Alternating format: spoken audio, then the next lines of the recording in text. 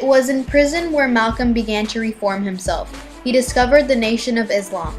The Nation of Islam wanted to start a black nation with a separate government.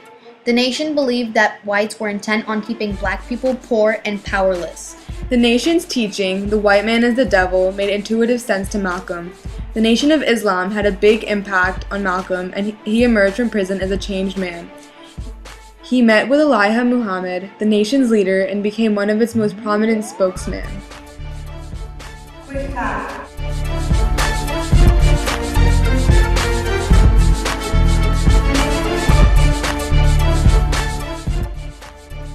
Malcolm's message was that blacks needed to be more assertive and needed to stop letting the white man stomp all over them. Past revolutions were about land and involved bloodshed. That's what the Black Revolution needed to be. It needed bloodshed to make the white man scared of them. It needed to be for land so the blacks could have their own independent land.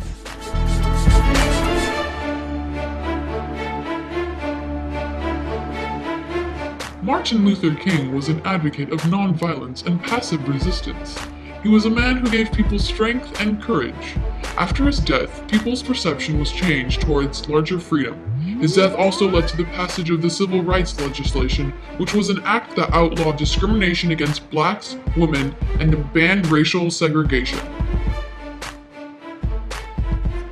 Malcolm X encouraged African Americans to fight racial oppression by any means necessary, which usually meant violence.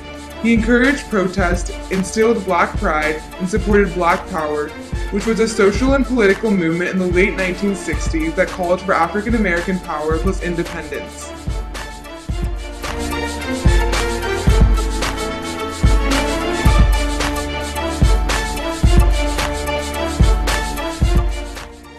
In 1964, Malcolm went on a pilgrimage to Mecca in Saudi Arabia.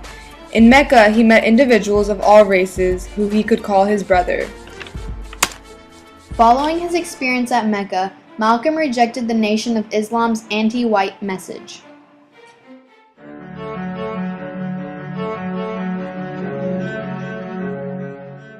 Quick fact.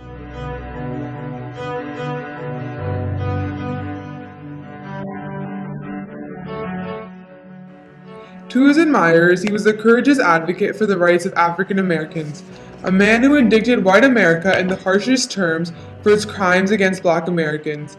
Malcolm X's speech had a powerful effect on his audiences, who were tired of being told to wait for freedom, justice, equality, and respect. The Malcolm X Memorial Foundation is based in Omaha, Nebraska. It was established to educate through the teachings of Malcolm X's legacy on a national and international scale. Its objective is to teach his uncompromising leadership and contributions towards social justice.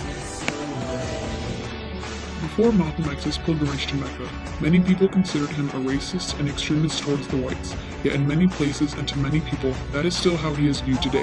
For example, his book, The Autobiography of Malcolm X, has been banned from many schools and libraries on the basis that Malcolm X was overly critical to the white society, in addition to the language being somewhat offensive and vulgar.